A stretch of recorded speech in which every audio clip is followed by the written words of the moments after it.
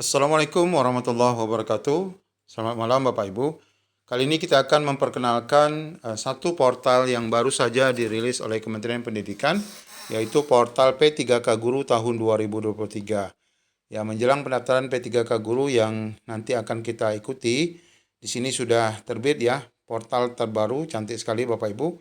Dan ini sudah terkoneksi juga ke portal SSCASN. Kalau kita scroll ke bawah, beberapa fitur yang dapat Bapak Ibu pahami dan dapat kita lihat di sini informasinya.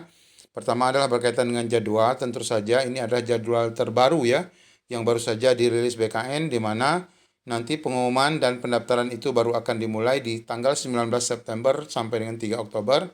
Sedangkan untuk pendaftarannya nanti di 20 September sampai 9 Oktober.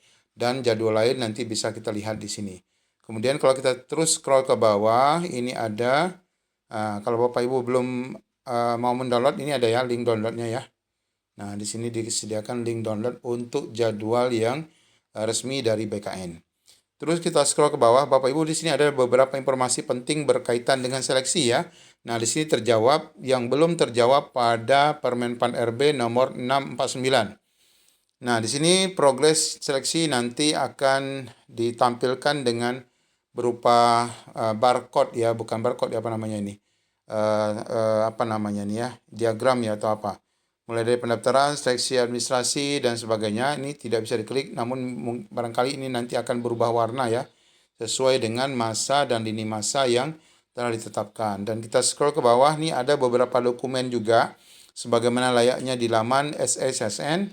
Bapak Ibu bisa mendownload beberapa aturan, tentu saja ini berkaitan dengan aturan yang berhubungan dengan seleksi P3K, khususnya jabatan fungsional guru.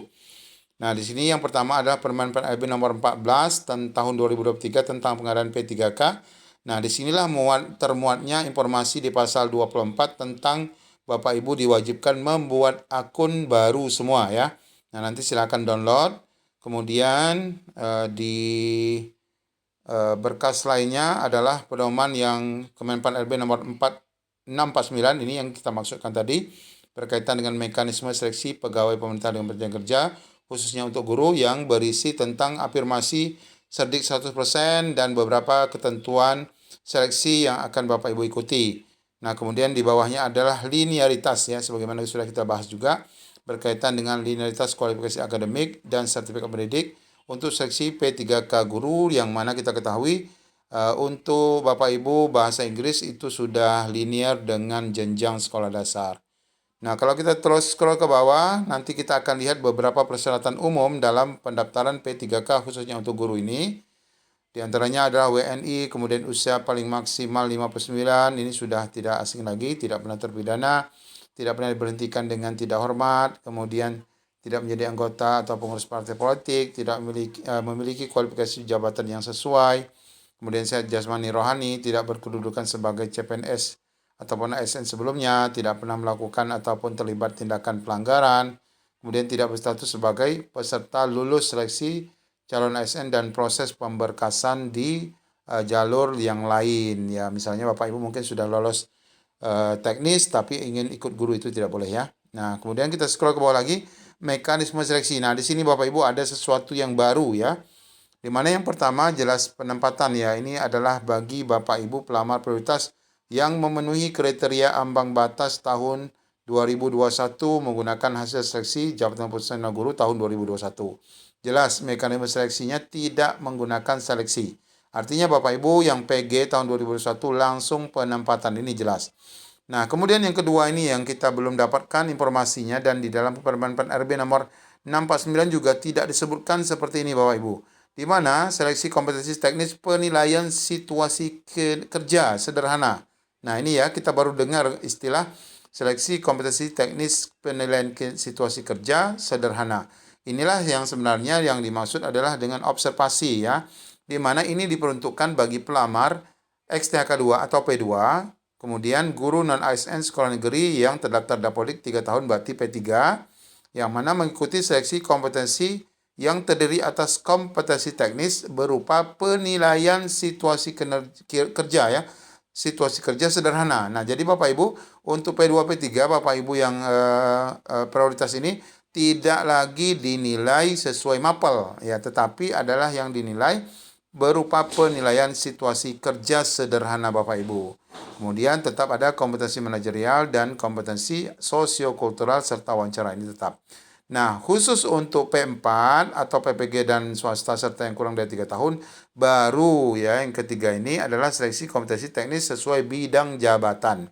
Di mana mereka PPG dan yang kurang dari 3 tahun ini adalah nanti akan mengikuti seleksi kompetensi teknis sesuai bidang jabatan. Nah, ini memang mapel, sesuai mapel ya. Nah, ini yang tidak kemarin disebutkan di dalam Permenpan RB nomor 649. Di dalam 649 itu tidak merincikan istilah ini. Ini baru saja kita dapatkan. Kemudian ada manajerial dan ada kompetensi sosiokultural dan wawancara. Yang perlu kita tambahkan sesuai dengan Permenpan RB nomor 649, bagi Bapak Ibu yang P2, P3 ini nanti dinyatakan lulus tidak berdasarkan passing grade ya, tidak akan berdasarkan passing grade. Karena apa? Yang jelas pertama bukan dinilai mapel. Ya, yang ada passing grade itu adalah khusus yang guru-guru baru, PPG dan rekan-rekan swasta ataupun yang kurang dari 3 tahun. Jadi tidak menggunakan passing grade, itu yang pertama.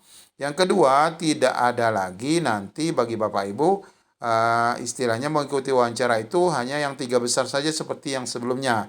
Di sini sudah sampaikan berarti Bapak Ibu semua akan mengikuti seleksi wawancara juga ya. Jadi ada 120 soal selama 145 soal dalam jangka waktu 120 menit atau 2 jam menjawab soal-soal yang berjumlah itu, dan wawancaranya adalah selama 10 menit untuk 10 soal. Nah, ini diikuti oleh seluruh peserta. Nah, sekali lagi kita ingatkan bagi Bapak Ibu, ini ada informasi yang memang harus kita terus update bahwa Bapak Ibu tetap diminta membuat akun ya. Karena memang dalam Permenpan RB nomor 14 tadi, sebagaimana kita sampaikan tadi, sudah disebutkan semuanya membuat akun. Kemudian ada juga informasi dari Ibu Nunuk Suryani, ada yang menjapri, tapi kami tidak dapat menunjukkan di sini, bahwa Ibu Nunuk mengatakan semuanya membuat akun, karena yang sebelumnya tahun lalu banyak yang bermasalah. Tapi pada prinsipnya Bapak Ibu silakan mencoba ya, mencoba nanti untuk login dulu menggunakan akun lama. Kalau memang Bapak Ibu tidak berhasil untuk login, nah itu dipastikan Bapak Ibu memang harus membuat akun dan mengikuti tahapan-tahapan seleksi yang lain. Nah, nanti untuk penggunaan e-materai silakan tonton video tentang penggunaan e-materai, dan ini memang karena hal baru, nanti Bapak Ibu perlu memahami lebih teliti. Kemudian berkaitan dengan seleksi tambahan. Nah, ini kompetensi teknis tambahan ini jika memang diadakan, tapi di sini disebutkan Bapak Ibu bahwa seleksi kompetensi teknis tambahan dilakukan melalui pengamatan perilaku profesional guru terhadap kompetensi teknis, pengamatan perilaku profesional guru terhadap guru selama melaksanakan proses pembelajaran yang berpusat pada peserta didik dan tugas lainnya.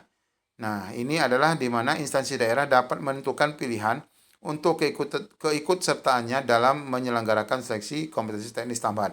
Jadi kalau misalnya daerah mau melakukan ini seperti ini penilaiannya. Penilaian kinerja guru. Mungkin mau mengamati ke sekolah, tapi tambah-tambah kerjaan aja ya.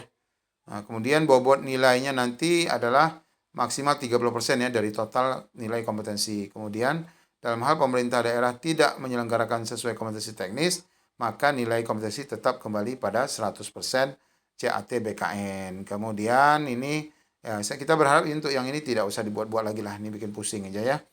Kemudian kategori pelamar P3K guru sudah jelas kita ketahui ada kebutuhan khusus yaitu P1, P2, P3, istilah lama saja kita gunakan karena sama. Yang pertama untuk passing grade yang sudah lulus, kemudian XTK 2 serta non ASN 3 tahun. Kemudian yang kedua adalah kebutuhan umum.